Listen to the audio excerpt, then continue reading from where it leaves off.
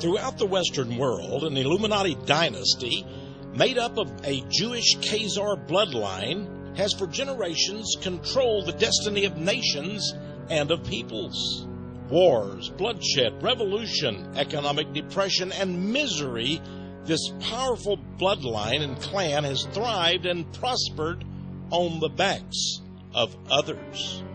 That bloodline, that Jewish dynasty, is the Rothschilds.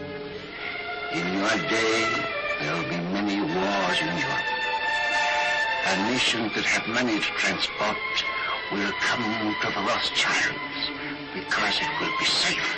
In this, the 21st century, such men as Lord Jacob Rothschild, his son Nathaniel, Eric Rothschild, David de Rothschild, are the undisputed masters of finance. They operate throughout Europe, in Switzerland, Italy, especially France, and in Great Britain, in the United States, and in Asia, and on the African continent. And their influence extends in the United States to the Midwest metropolis of Chicago, in the state of Illinois, where, incidentally, the zip code is 60606.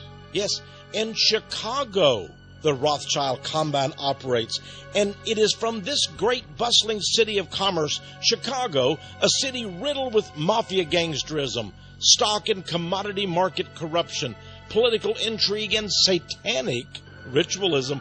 But surprisingly, it was not the Al Capones and the Italian or Sicilian mafias that controlled Chicago and rampaged across the United States of America, but the Jewish mafia.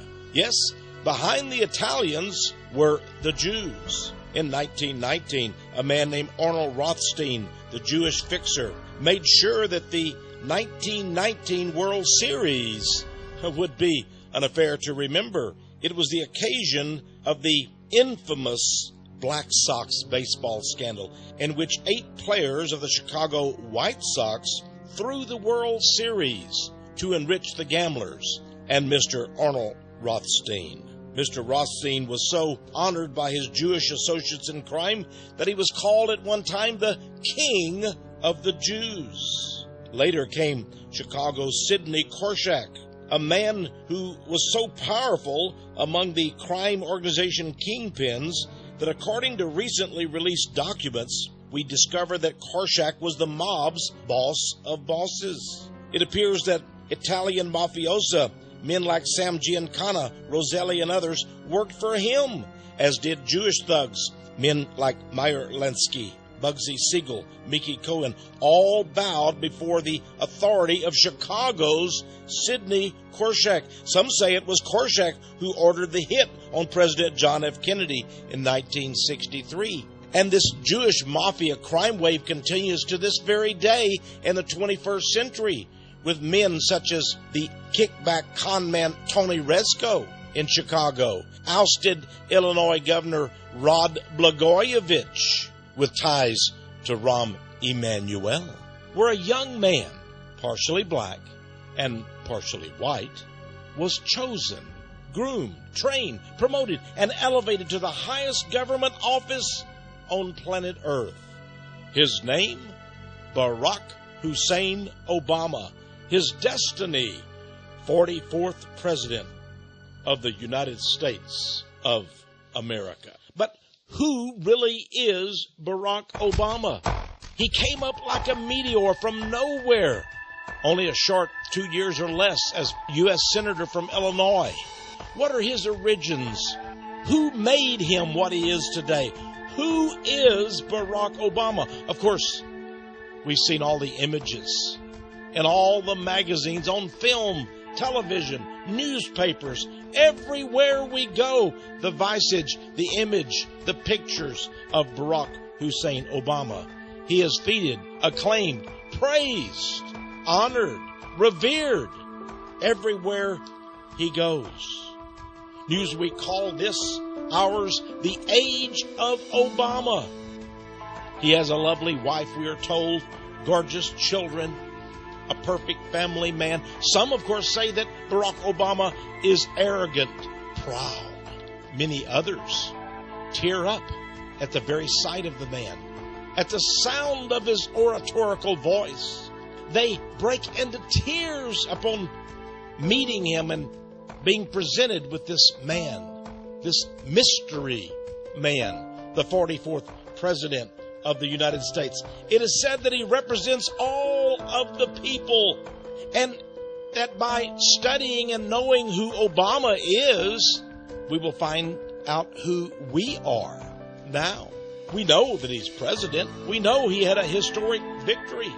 But we also know that the Illuminati, in their Protocols of the Learned Elders of Zion, Protocol number 10, stated that they would choose our presidents for us, our leaders, that their president would be taken from the mob, from the midst of those, that is, you and I, who they call their puppet creatures, their slaves.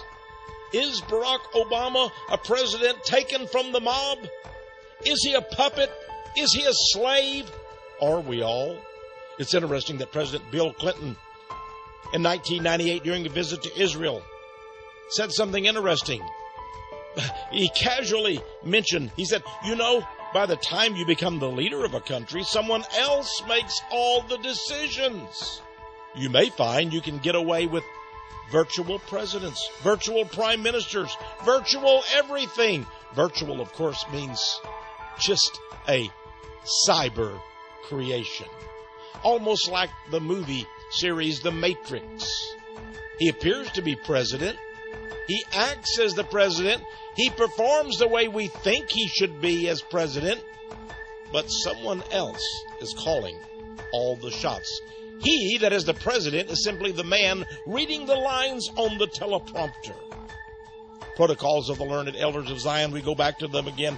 Protocol number 4 said, who and what is in a position to overthrow our invisible force?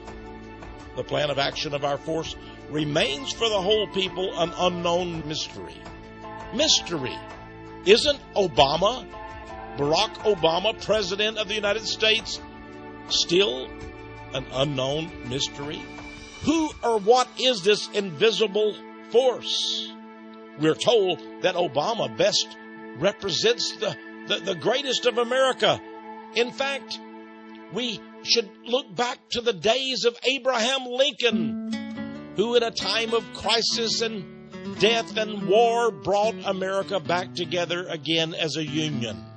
Newsweek again had this cover showing Obama's Lincoln and showing Obama channeling the 16th president. David Axelrod, the Jewish campaign manager, that's right, he had a Jewish campaign manager, said to really make headway among the populace, what we must do is figure out a good Lincoln quote.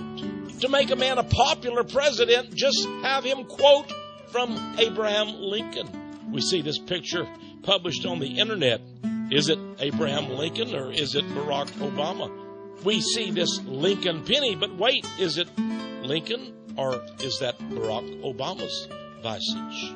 My friends, this is an attempt at alchemy, an alchemical strategy to use not only Abraham Lincoln and make him appear to be the new Obama of the 21st century, but to hearken back even to the New Deal of Franklin Delano Roosevelt, the 1930s socialist-leaning Great Depression, World War II chief executive. Yes, we are told Obama is the new, even improved 21st century edition of Franklin Delano Roosevelt. Let me assert my firm belief that the only thing we have to fear is fear itself. Notice this cover of Time magazine. A famous photo of Franklin Roosevelt has him pictured sitting in the front seat of a convertible with the famous cigarette in its holder. Now we have the New Deal of Barack Obama, Lincoln, Roosevelt. But is there more? The elite who chose and now manage and direct Obama. Yes, my friends, he is Rothschild's choice, and we will prove that to you. In their stagecraft, I believe they've gone much further than showing us the comparisons of Lincoln and of Roosevelt. This man shown here sitting in the Oval Office has a dream that we must believe in. He